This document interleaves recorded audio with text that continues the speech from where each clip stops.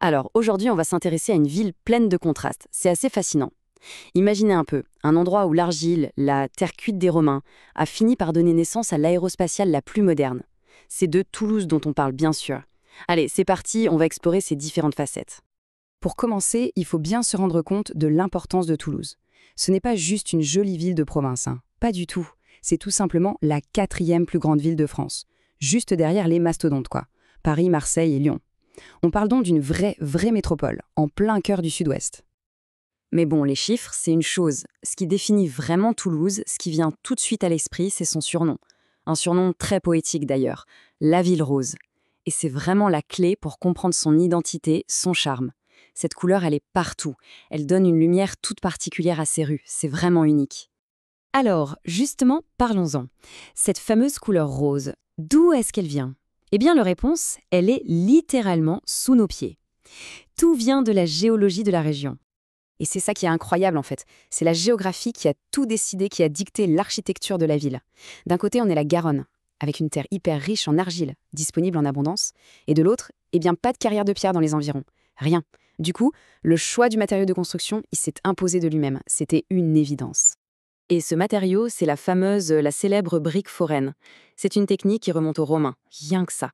C'est une brique assez plate, assez large, et c'est en la cuisant qu'elle prend cette teinte rosée si particulière.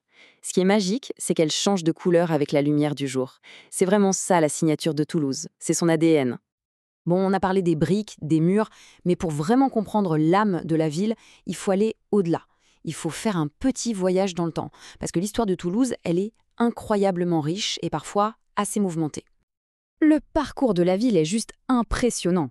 Ça commence comme un avant-poste stratégique pour les Romains. Puis, attention, elle devient carrément la capitale du royaume wisigoth. Au Moyen Âge, c'est le centre d'un comté super puissant qui finit par être intégré au royaume de France. Mais l'histoire ne s'arrête pas là. À la Renaissance, c'est l'explosion économique, un véritable âge d'or, grâce au commerce du pastel. Le pastel, c'était cette plante qui permettait de faire le pigment bleu le plus précieux et le plus recherché d'Europe à l'époque. Alors après cette tache d'or du pastel, on pourrait croire que la ville va se calmer un peu. Mais pas du tout. Au XXe siècle, Toulouse se réinvente complètement. Elle va, en quelque sorte, quitter la Terre pour regarder vers le ciel. Et c'est comme ça qu'elle va devenir le cœur de toute l'industrie aérospatiale en Europe. Et à l'origine de tout ça, il y a un esprit d'aventure, mais vraiment incroyable. Il faut s'imaginer un peu la scène. C'est de Toulouse que décollaient des légendes comme Mermoz, comme Saint-Exupéry.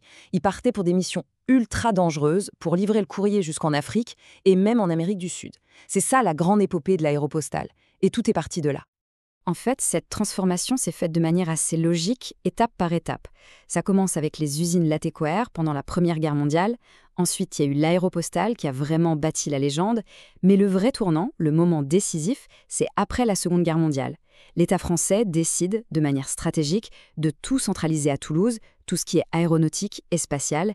Et c'est ce pari qui, des années plus tard, va mener directement à ce qu'on connaît aujourd'hui, le siège mondial d'Airbus.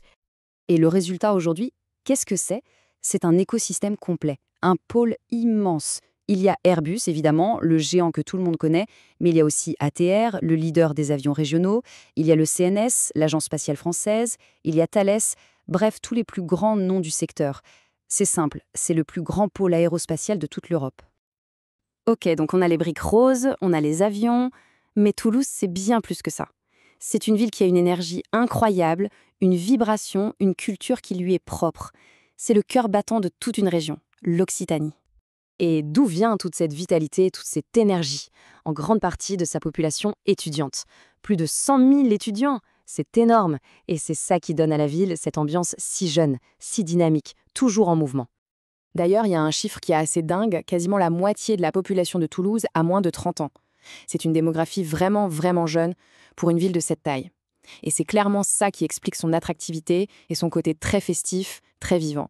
Et en même temps, la ville est très fière de ses racines. Quand on se balade dans les rues, on voit tout de suite les panneaux bilingues, français et occitan. Toulouse assume complètement son statut de capitale culturelle de l'Occitanie. Elle fait vivre sa langue, sa culture régionale, et ça, c'est super important. Et bien sûr, impossible de parler de culture sans parler de gastronomie, évidemment. Alors il y a les classiques, les incontournables, la saucisse de Toulouse, le cassoulet, mais il faut aussi connaître des spécialités un peu plus pointues, comme le fenetra, qui est un gâteau traditionnel, ou alors tout ce qui se fait à base de violette. La violette, c'est un autre emblème de la ville. On la retrouve en bonbons, en liqueurs, c'est assez délicat.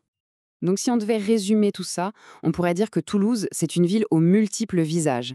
C'est la ville rose, bien sûr, grâce à son architecture si typique. C'est une ville avec un passé historique hyper riche. C'est la capitale européenne de l'aérospatiale. C'est un pôle étudiant super dynamique. Et c'est le cœur de la culture occitane. Tout ça à la fois. Et tout ça, ça nous amène à une question qui est assez fascinante, je trouve. Cette ville, elle est passée des briques de l'époque romaine aux fusées et aux avions les plus sophistiqués. Elle a prouvé qu'elle savait se réinventer en permanence. Alors la question, c'est quelle sera la suite? Quel avenir pour la ville rose? Son histoire est loin d'être terminée, ça c'est sûr.